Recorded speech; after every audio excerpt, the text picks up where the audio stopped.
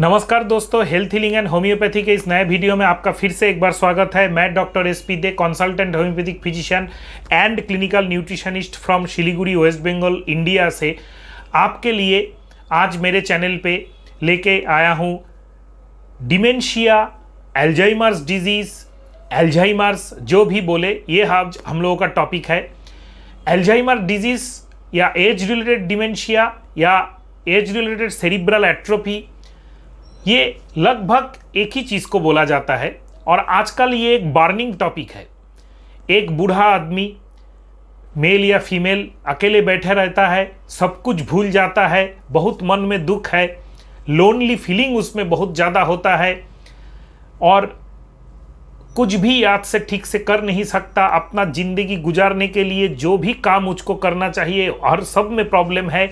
ऐसे केसेस हम लोगों के सोसाइटी में आजकल बहुत ज़्यादा हो रहा है और लगभग इन सभी केसेस को हम लोग बोलते हैं अल्जाइमर डिजीज़, जिसमें अक्सर एक सीटी स्कैन या एमआरआई करके देखा जाता है कि सेरिब्रल एट्रोफी हुआ है ब्रेन में। तो ये जो प्रॉब्लम है ये क्या है, किस हद तक ये एक आदमी को अफेक्ट कर सकता है, इसका कॉम्प्लिकेशन या एंड रिजल्ट्स क्या हो सकता है अगर ठीक टाइम में ट्रीटमेंट ना हो। ट्रीटमेंट में हम लोगों का ऑप्शन क्या है, होम्योपैथी में क्या हम लोग इसको ट्रीट कर सकते हैं, क्या लाइफस्टाइल चेंजेस करके इसको हम लोग ठीक कर सकते हैं, क्या कन्वेंशनल जो एलोपैथी का केमिकल ट्रीटमेंट है उसमें ये ठीक होता है, सब कुछ आज जानेंगे। साथ में कैसे होम्योपैथी मेडिसिन हम लोग सिलेक्ट करते हैं, क्या क्या प्रोबेबल होम्योपैथिक मेडिसिन आते हैं और कैसे वो मेडिसिन लिया जाता है, किस हद तक हम लोग पेशेंट को ट्रीट करके ठीक रख सकते हैं, कितना साइड इफेक्ट लेस और पेनलेस लाइफ पेशेंट को दे सकते हैं, सब जानेंगे। तो चलिए शुरू करते हैं।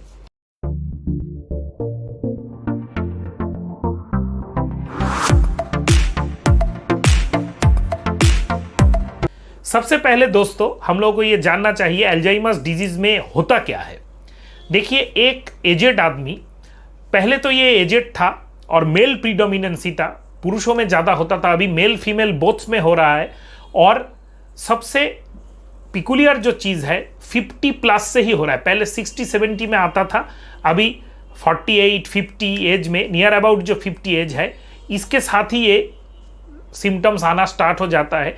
बहुत ही अर्ली सिम्टम्स, स्टार्टिंग सिम्टम्स के बारे में कि कैसे हम लोग डाउट करें कि इसको अल्जाइमर्स हो रहा है, तो हम लोग क्या देखते हैं। सबसे पहले अर्ली सिम्टम्स होता है पेशेंट अपने जान पहचान के लोगों के नाम भूल जाते हैं।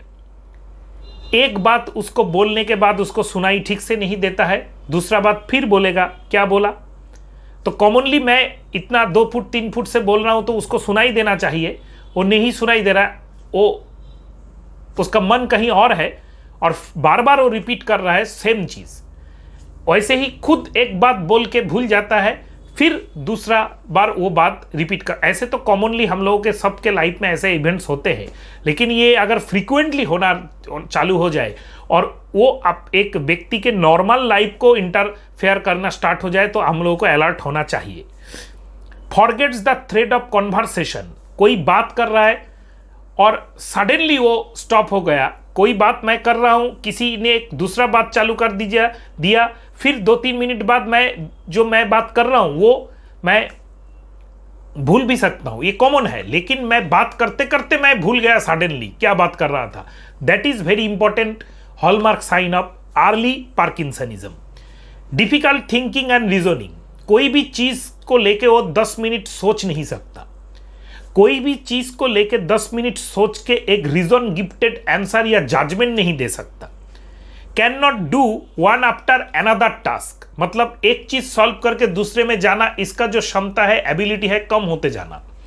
Fail to give judgement and decision, उसको अगर आप एक प्रॉब्लम बोले, कल तक तो पिछले महीने तक तो आपके जो हस्बैंड थे उसको आप कोई भी बोलते थे प्रॉब्लम, वो जजमेंट दे देता था, सॉल्यूशन दे देता था, कोई भी एक कमेंट कर देता था, जजमेंटल कमेंट। अभी आप बोल रहे हैं, वो अपने ही मन में बैठा है, चुपचाप किसी भी चीज़ को वैकेंट लुक से देख रहा है और फिर बोला, आपको बोला क्या बोला आपने, तुमने क्या बोला, वाइफ को पूछ रहा है।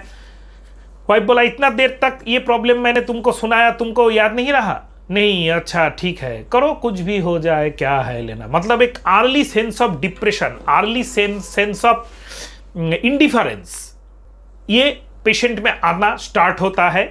ये 50 में भी आ सकता है, 60 में भी आ सकता है।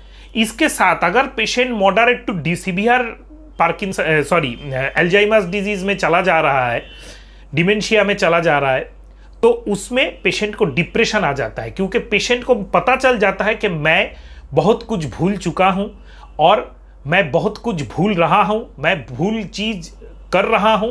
तो इसमें पेशेंट को इसके लिए एक पेनफुल सेंसेशन मेंटल होता है, उसके लिए पेशेंट को डिप्रेशन आ जाता है, मूड स्विंग्स हो सकता है, वायोलेंट ये सब पेशेंट कभी भी नहीं होता, साइकोलॉजिकल बहुत सीवियरिटी इसमें कभी भी नहीं होता, कैसे स्लैंग लैंग्वेज यूज़ करना, नेकेड हो जाना, ये सब ये बीमारी में नहीं होता है। पेशेंट डिप्रेशन में ही रहता है और डिप्रेसिव और डीप डिप्रेशन में चला जाता है। हाँ, थोड़ा थोड़ा एंगर हो सकता है, क्योंकि डिप्रेशन का एक पार्ट होता है एंगर और एग्रेशन, लेकिन वो सीवियर नूडिटी या सीवियरिटी या स्लैंग लैंग्वेज या लेसिबियस में वो कन्वर्ट नहीं होता है। डिल्यूशन एक एडवांस स्टेज में पेशेंट का होता है। बहुत ज़्यादा डिप्रेसिव अगर पेशेंट रहता है तो उसमें डिल्यूशन हो सकता है कि मैं वहाँ पे ये देखा, चीज़ है नहीं फिर भी देख रहा है, इसको हम लोग डिल्यूशन बोल रहे हैं। और एक पिकुलियर सिम्टम्स अल्जाइमर्स डिजीज में होता है, वो है प्रिजर्व स्किल। मतलब पेशेंट एक 62 साल का या 55 का एक आदमी है जो गाना जानता है और थ्रू आउट द लाइफ वो सिंगिंग करते रहा, स्टेज परफॉर्मेंस हो, घर में हो, तो उसका गाने का जो स्किल है वो इंटैक्ट रहेगा। दूसरा जो मैंने बताया सब कुछ हो जाएगा। उसको पोएट्री अच्छा लगती थी पेशेंट को, अभी उसका उम्र 75 है, पेशेंट को 65 या 62 से एल्जाइमर्स है। तो एल्जाइमर्स का पेशेंट, डिमेंशिया का पेशेंट 10-12 साल सफरिंग करने के बाद भी अपना जो चाहत है मन का, जो उसका फेवरेट हॉबी है, जो स्किल है उसका, थ्रू आउट लाइफ वो करते आ रहा है। भले ही वो नाम भूल जाए, भले ही स्ट्रीट का नाम भूल जाए, भले ही अपने रिलेटिव्स का, लड़के का नाम भूल जाए, लड़के का डेट ऑफ बर्थ उम्र भूल जाए, लेकिन फिर भी उसको पोएट्री लवर है, पोएट्री करना उसको अच्छा लगता था, पोएट्री उसको याद आ सकता है, पोएट्री वो लिख भी सकता है at the stage of advance Alzheimer's. तो ये जो सिम्टम्स है, इससे हम लोगों को क्या पता चलता है? इससे हम लोगों को क्या पता चलता है? रूट कॉज मैंने जो एक्सपीरियंस किया है last 16 years of homeopathy practice में, इसको भी हम लोग डिस्कस करेंगे। लेकिन पहले हम लोग ये थोड़ा सा जान ले कि एल्जाइमर्स या डिमेंशिया का जो पैथोफिजियोलॉजिकल कॉज है उसको छोटे से जान ले कि कैसे होता है। देखिए, एमाइलॉइड डिजेनरेशन और एमाइलॉइड प्लेक्स एक डिजेनरेटिव डिसऑर्डर होता है, स्किन में भी होता है, किडनी में भी होता है। ये अक्सर देखा जाता है, ये एमाइलॉइड प्लेक्स ब्रेन में, एमआरआई में देखा जाता है कि ब्रेन का डिजेनरेशन का कॉज ये होता है। और एक हम लोगों का ब्रेन में एक सेल रहता है जिसको हम लोग बोलते हैं टॉ प्रोटीन्स। नॉर्मली ये टॉ प्रोटीन्स ब्रेन में न्यूट्रिएंट ले जाने का काम करता है। ये एबनॉर्मली चेंज हो जाता है और एबनॉर्मली चेंज होकर फॉर्म करता है न्यूरोटेंगल्स, फिब्रिलरी टेंगल्स। न्यूरोफिब्रिलरी टेंगल्स जो ये फॉर्म करता है, ये और एमाइलॉइड जो प्लेक्स है, ये दो चीज अक्सर हम लोगों के एमआरआई में ब्रेन में देखा जाता है। फिर डाउट किया जाता है एंड कन्फर्म किया जाता है कि ये एल्जाइमर्स और डिमेंशिया है। लेकिन मैक्सिमम केसेस में न्यूरोलॉजिस्ट या अच्छे होम्योपैथ जो है, सीनियर्स होम्योपैथ, एक्सपीरियंस्ड होम्योपैथ, वो सिम्टम्स देख के ही पता चल जाता है कि it is a case of early or moderate to severe Alzheimer's disease और डिमेंशिया। सिम्टोमेटिक डायग्नोसिस भी इसमें इंपॉर्टेंट है, सिम्टम्स पहले और फाइंडिंग्स हम लोगों का एमआरआई का बाद में। देखिए, मैंने जो पहले पॉइंट कहा था कि प्रिजर्व स्किल उसमें रहता है, भले ही वो सब कुछ भूल जाए, और ये एजेड है और डिप्रेशन में चला जाता है। इसमें मैंने जो लास्ट 16 ईयर्स में होम्योपैथी में मैंने बहुत सारे एल्जाइमर्स डिजीज के पेशेंट को ट्रीट किया है, काफ़ी हद तक अच्छा किया है, काफ़ी हद तक उसका ट्रीटमेंट आज तक 2-4 साल, 5 साल, 10 साल तक चलता रहा है without any allopathic chemical medicine. Patient अच्छा है। तो मेरा जो एक्सपीरियंस है, मैं जो बता सकता हूं आपको, उसमें सबसे ज़्यादा आजकल ये बीमारी ज़्यादा होने का एक नंबर कारण है लोनलीनेस ऑफ एजेड पीपल। हम लोग जो एजेड पीपल्स है, हम लोगों के लगभग 45 से लेके 50 तक हम लोगों के जो बच्चे हैं, जो लड़का लड़की है, वो किसी भी जॉब के लिए, बिजनेस के लिए या कंसल्टेंसी के लिए हम लोगों से दूर चला जाता है, बड़े बड़े सिटीज़ में रहता है, या इतना बिजी हो जाता है कि मम्मी पापा के लिए टाइम नहीं होता है, क्योंकि अप्रॉक्सीमेट 50 एज आने तक हम लोगों के बच्चे के एज भी मोर देन 20 हो जाते हैं। तो जब तक 10+2 में वो रहा था, घर में था, स्कूल या हाई स्कूल कर रहा था, तब तक वो हम लोगों के पास रहता है, हम लोगों से एक अटैचमेंट रहता है। लेकिन जब वो आफ्टर 10+2 कॉलेज में चला गया, अपना कैरियर का way of the career choose कर लिया, चाहे वो टेक्निकल नॉन टेक्निकल कोई भी एजुकेशन कुछ भी हो, तब उससे एक मम्मी पापा का गैप एक क्रिएट हो जाता है। एक जनरेशन गैप होता है और एक टाइम गैप भी होता है, क्योंकि उसका एक अलग शेड्यूल है, मम्मी पापा का एक अलग शेड्यूल है। तो अक्सर देखा जाता है, पहले जैसे पार्किंसनिज्म फीमेल्स में कॉमन नहीं था, अभी फीमेल्स सबसे लोनली हो जाते हैं आफ्टर 50। अपने बच्चे को 10+2 तक अपने हाथ से टिफिन देना, अपने हाथ से कपड़ा धोना, उसका अपने हाथ से उसको सब कुछ करना, पढ़ाई लिखाई देखना, चेक करना, स्कूल ले जाना, ट्यूशन ले जाना, खेलने कूदने के लिए ले जाना। जब वो 10+2 पार करके चला गया, तब वो मम्मी जो है, हस्बैंड तो अपने जो दुनिया है उसमें प्रोफेशन में बिजी है, लेकिन मम्मी अकेली हो जाती है बहुत। तो मम्मी में भी, फीमेल्स में भी, 50+ एज के फीमेल्स में भी पार्किंसनिज्म बहुत कॉमन है, मेरा एकदम ऑब्जर्वेशन है। सॉरी, अल्जाइमर्स डिजीज बहुत कॉमन है, डिमेंशिया। और उस टाइम में फीमेल्स का पोस्ट मेनोपोजल फेज भी चलता है, विटामिन B12 से लेकर हर बहुत कुछ चीज़, डिप्रेशन, एक कॉमन पोस्ट मेनोपोजल डिप्रेशन रहता है, उससे भी स्टार्ट होता है। और एक टाइम आता है 60+ एज में, जब मैक्सिमम हम लोगों का जो इंडियन स्ट्रक्चर है उसमें हम लोग देखते हैं कि न्यूक्लियर फैमिली था, हस्बैंड वाइफ अभी अकेले एक फ्लैट में या घर में रह रहे हैं, और जो बेटा बेटी है वो बहुत दूर कहीं पे इंजीनियर है, डॉक्टर है या फलाना कुछ भी है। तो मम्मी पापा अकेले हो गए। ये एक एलोननेस, ये एक डिप्रेशन का कारण होता है, एक लोनली फीलिंग का कारण होता है। जो ब्रेन आपका इतना दिन तक काम कर रहा था, वो अपने प्रोफेशन में कुछ तो सेटिस्फाइड था या नहीं सेटिस्फाइड था, अभी उसका कोई काम करने का जगह नहीं है, तब वो अपने से ही डिजेनरेशन स्टार्ट कर देता है। और एक ग्रुप ऑफ पेशेंट्स हम लोग पाते हैं आजकल, जो बहुत ज़्यादा स्ट्रेस लेते हैं at the age of 30, at the age of 35 या 40 या 45, फ्रॉम 30 to 50, ये जो 20 साल है, इसमें अगर आप बहुत ज़्यादा स्ट्रेस लेते हैं और बहुत ज़्यादा डिप्रेशन, ग्रिप, दुख इसमें चले जाते हैं, तब आपको पार्किंसनिज्म होने का चांसेस बहुत ज़्यादा रहता है। इसके साथ लाइफस्टाइल भी एक इंपॉर्टेंट पार्ट है, क्योंकि अल्जाइमर्स डिजीज, मैं बार बार पार्किंसनिज्म में चला जा रहा हूँ, लेकिन पार्किंसनिज्म और Alzheimer disease are both different. मेरे चैनल पे ऑलरेडी एक वीडियो है पार्किंसनिज्म के ऊपर, वो आप देख लीजिएगा, क्योंकि 2 वीडियो एक ही टाइम में मैं शूट कर रहा हूँ, एक आगे किया एक बाद में किया, तो वो टॉपिक जो है मेरे दिमाग से गया नहीं। तो सॉरी फॉर द व्यूअर्स, ये आप थोड़ा सा आप समझ लीजिएगा। अल्जाइमर्स डिजीज में लाइफस्टाइल एक इंपॉर्टेंट पार्ट है, क्योंकि Alzheimer's disease is a type of degenerative disorder. Degenerative disorders मतलब जब भी आप 23, फिजियोलॉजिकल एनाटॉमिकल एज है 23, इस 23 एज में आप पहुंच जाते हैं अप्रोक्सीमेटली, कोई 22 भी हो सकता है, कोई 24, एवरेज 23 में तक आपका रीजनरेशन किसी भी ह्यूमन बॉडी का एनाटॉमिकली और फिजियोलॉजी चलता है, फिजियोलॉजिकली। उसके बाद हम लोगों में डिजेनरेशन स्टार्ट होता है। इसी का खेल है कि हम लोग हर लाइफस्टाइल प्रॉब्लम में ढूंढते हैं कि इसके शरीर में कितना रैपिड डिजेनरेशन हो रहा है। सर्वाइकल स्पॉन्डिलाइटिस से लेके, डायबिटीज से लेके, ब्लड प्रेशर से लेके, ओबेसिटी से लेके, कोई भी आर्थराइटिस, कोई भी आपका ये सब lifestyle disorder, all are basically degenerative disorder, जिसका एंड रिजल्ट डिजेनरेटिव होता है। तो अल्जाइमर्स में भी आपका ऐसा ही डिजेनरेटिव डिसऑर्डर होता है, जहां पे ब्रेन का डिजेनरेशन स्टार्ट होने में सिम्टम्स धीरे धीरे सीवियर हो जाता है।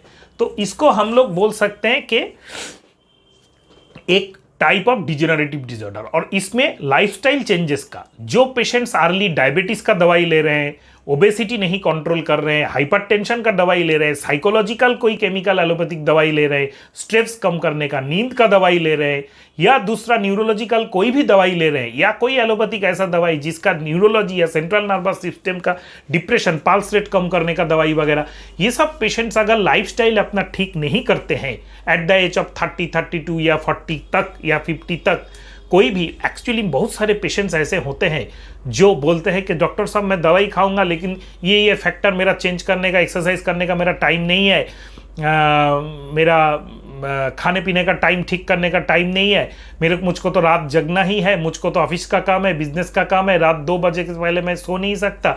ये सब सुनते सुनते हम लोगों का तो कान ही पच गया है ये सब, कि ऐसा एक कॉमन फैक्टर्स है। हर फैमिली में ऐसा पेशेंट्स है जो गैस का दवाई ले रहा है, बीपी का गोली ले रहा है, ब्लड प्रेशर का, लेकिन उसको ठीक करने का जो नेचुरल वे है, उसको कम करने का जो नेचुरल वे है, लाइफस्टाइल चेंजेस वो नहीं करेगा।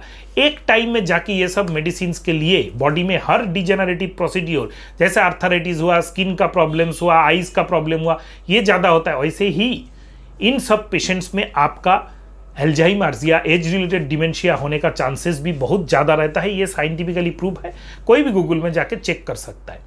और एक ग्रुप ऑफ पीपल है जिसमें स्टेरॉइड्स यूज़ होता है, NSAID non steroidal anti inflammatory drug, pain killers use होता है, इम्यूनोलॉजिकल ड्रग्स यूज़ होता है, जैसे र्यूमेटॉइड आर्थराइटिस हुआ, ल्यूकोडर्मा विटिलिगो हुआ, सोरियासिस हुआ, या SLE हुआ। तो इन सब में आपका प्रॉब्लम डेफिनेटली एक टाइम में एज में जाके आपको एल्जाइमर्स और डिमेंशिया होने का चांसेस ज्यादा रहता है। कॉम्प्लिकेशंस क्या होता है एल्जाइमर्स और डिमेंशिया का?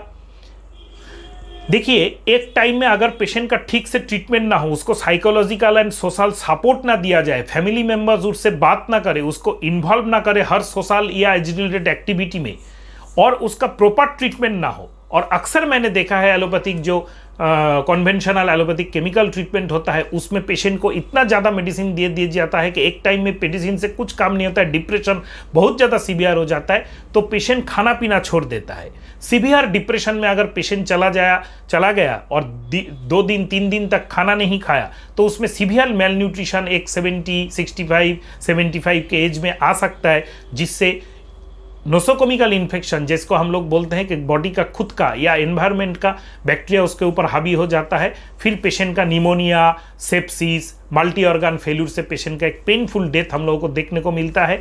जो पिक्चर मैंने यहाँ पे आपको बताने का कोशिश किया है, किसी भी ब्लड प्रेशर का एलोपैथिक मेडिसिन के हिस्ट्री वाला, किसी भी blood pressure, blood sugar, cholesterol, thyroid, psychological medicine, continuous gas medicine, जो ऐसे 2-4 मेडिसिन लेते हैं, उनका आज का लगभग end result at the age of 70-75 यही होता है कि वो खाना पीना छोड़ दिए हैं घर में, फिर उसको हॉस्पिटल में एडमिट किया, फिर वो निमोनिया डिटेक्ट हुआ, फिर ICU में गया, और फिर 4-5 दिन वेंटिलेशन में रह के वो उनका पेनफुल डेथ हुआ।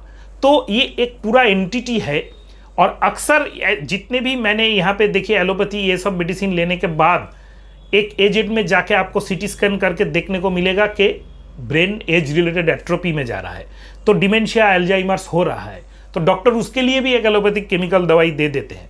तो ये जो मैंने यहाँ पे आपको बताया कि जब भी ये प्रॉब्लम स्टार्ट हो, आप दवाई लीजिए, एलोपैथी, होम्योपैथी आपके ऊपर है, कुछ भी लीजिए, लेकिन उसका जो नेचुरल जो पार्ट है उसको भी आपको कवर करना है, उसको भी आपको ठीक करना है, और उससे दवाई छोड़ने का कोशिश करना है। अगर दवाई आप नहीं छोड़ सके तो दवाई को मिनिमम करना है, डोज ना बढ़े, उसका पावर ना बढ़े, ये देखना है।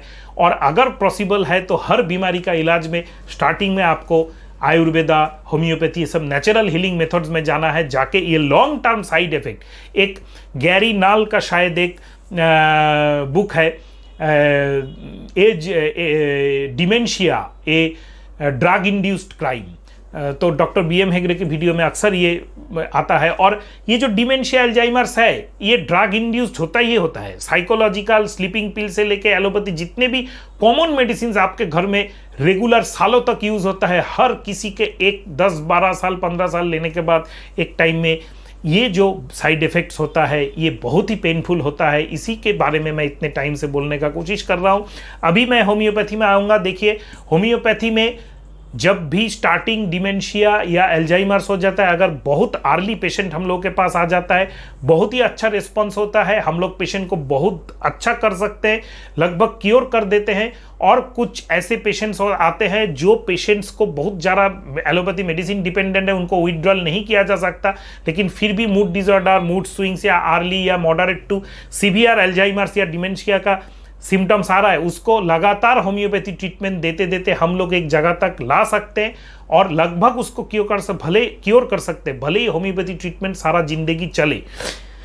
और ये जो होम्योपैथी ट्रीटमेंट है, ये कॉन्स्टिट्यूशनल एंटीमायज्मेटिक ट्रीटमेंट ही होगा। इसमें स्पेसिफिक कोई मेडिसिन मैं ये बोल दूँ, वो बोल दूँ, इसका 200, इसका 1 mg, जैसे अक्सर वीडियो यूट्यूब के वीडियो में होम्योपैथी डॉक्टर्स बोलते हैं, इसको कभी भी बिलीव मत कीजिएगा। अच्छा institutionally qualified BHMS MD doctor से आप अपना पेशेंट का ट्रीटमेंट कीजिएगा और इसके लिए आप होमवर्क करके जाइएगा कि डॉक्टर को ये सब बीमारी ठीक करने में एक्सपीरियंस है कि नहीं है। ऐसे कोई भी बोल सकता है कि आप जेल्सिमियम ले लीजिए, बेरेटाकार्ब ले लीजिए, इग्नाशिया ले लीजिए, फलाना कंपनी का ड्रॉप्स ले लीजिए, इससे कोई भी रिलीफ नहीं होगा। ये एक डीप सीटेड क्रॉनिकली पूरा जिंदगी का एंड रिजल्ट वाला डिजीज है। इसमें अच्छा अगर constitutionally antimiasmatic classical homeopathic medicine आपको दिया जाए, लगातार मेडिसिन चेंज करते जाए एक experience patient according to symptoms, तो आपका बहुत ही अच्छा रिजल्ट्स आएगा। और अक्सर हम लोग देखते हैं कि 1-2 साल ट्रीटमेंट करने के बाद पेशेंट का 90% इंप्रूवमेंट हो जाता है। इस बारे में अगर कुछ जानना चाहते हैं तो मेरे वीडियो के कमेंट बॉक्स में कमेंट कीजिएगा। अगर आप नए हैं मेरे चैनल को सब्सक्राइब करके बेल आइकन को प्रेस करना मत भूलिएगा दोस्तों, क्योंकि ऐसे काम के video homeopathy, lifestyle and diet के बारे में मैं अक्सर लेके आता रहता हूं। और अगर वीडियो को आपको अच्छा लगे तो अपने फ्रेंड सर्कल में इसको शेयर करना मत भूलिएगा दोस्तों। नमस्कार।